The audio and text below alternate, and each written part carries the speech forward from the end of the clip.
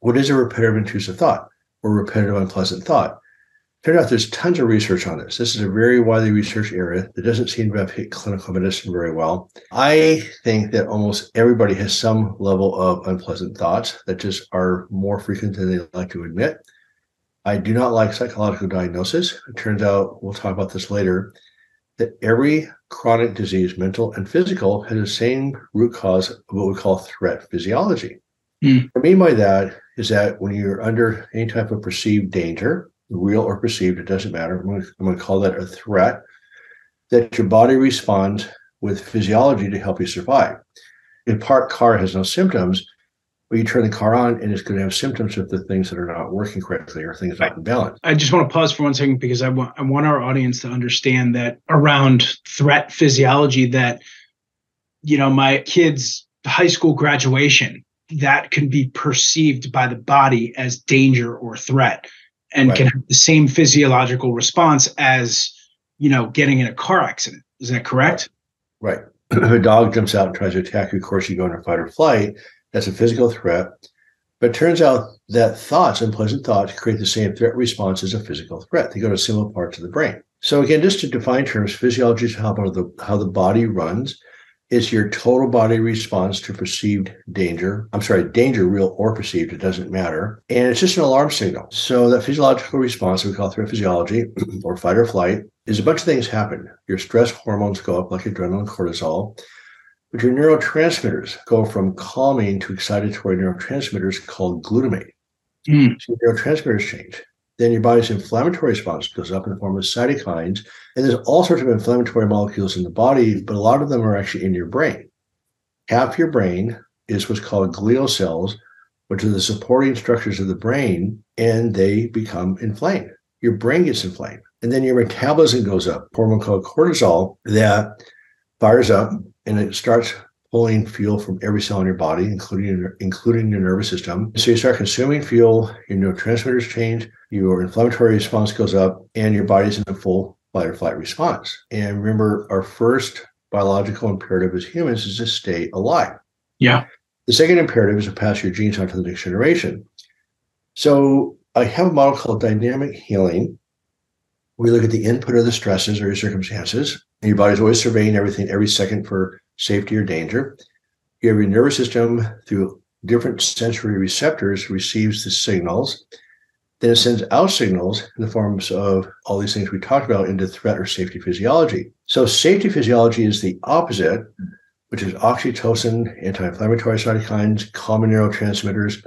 Fuel goes back into your cells. You're storing energy to fight another day. So the just simply states of staying alive is either safety or threat. The key issue here is that physiological response is 1,000,000 times stronger than your conscious brain. We process about 40 million bits of information per second. The conscious brain processes about 40. So basically, in the background, my physiology is consuming way more energy. And I just want to go back to the points that you talked about. The body's using its resources to, sustain during this threat physiology. So it makes sense why someone who's in chronic pain or chronically emotionally challenged, they're going to be more tired. Because all these symptoms, people come in, they're like, I can't think clearly, or I'm always tired. But you're breaking it down into such a simple perspective that they're stuck in a chronic state of threat physiology. Correct. That's the essence of all chronic disease, is sustained threat physiology. So you're right. Brain fog comes from the inflammation of the brain. It's not functioning correctly. Irritable bowel, spastic bladder, skin rashes, etc., come from what's called mast cell activation. And mast cells are inflammatory cells that are like scatter bombs. And so any surface that's in contact with the outside, which includes the bowel, the mast cells put out very highly inflammatory molecules. And so your bowel becomes leaky, the bladder becomes irritable, skin rashes pop up, etc. So that's, again, one symptom. At the end of the day, circumstances translate into physiology, translate into symptoms. The thoughts are the psyche, but the symptoms are physiological. This is not imaginary. Your body's responding to perceived threat. And in medicine, we're treating symptoms, but we're not acknowledging people's stresses. We don't know their coping skills in the nervous system. And we're not addressing the physiology. We're treating only symptoms. There's so many variables as we go back into treating this, how people handle stress is dependent upon their family, how to repair emotional problems or how to respond to stressors. So I'm a trained chiropractor and, put everything on, the health of the nervous system and the spine, but it goes even deeper into the psyche and how it connects to the physiology. So it's functioning as one. Yet modern medicine, allopathic medicine, typically is just saying, okay, we're going to look just at the end point of this response. It's symptoms only, and we're falling short. It's obvious by the statistics that are out there today and opioid crisis. So the essence of all chronic disease, mental and physical, is sustained threat physiology. Your body just breaks down. You have to be in one or the other, safety or threat or somewhere in between. So there's always some level of threat physiology in place. Here's the kicker. This is not new news. I didn't invent it. My process just hangs out research in a way that people can access it. It's not magic. I didn't make it up.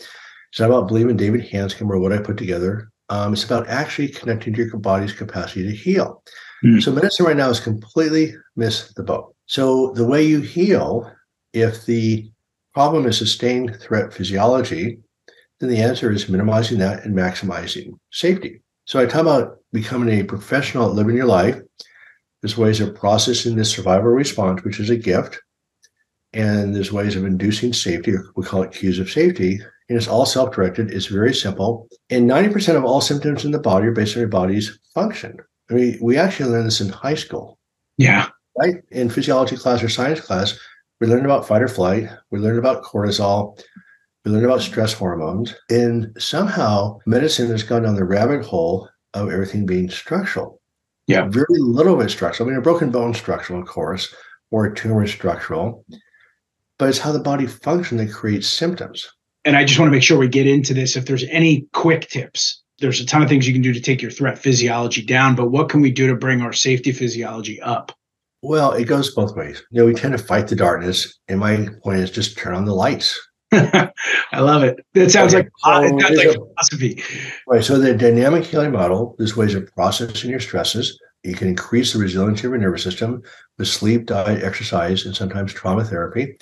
With physiology, you can directly lower it with breath work. You can hum, massage your forehead. There's certain pitches of music that directly lower the physiology. And on the input side, there is two things. What are you loading into it? And what are you holding on to? So one of the basic rules of treating chronic pain is you don't complain about your pain. You don't discuss your pain or medical care. No complaining, gossiping. The biggest thing that I heard in practice was my low back is killing me. And I'm like, that's exactly right. Because you're saying that over and over. So it is killing you.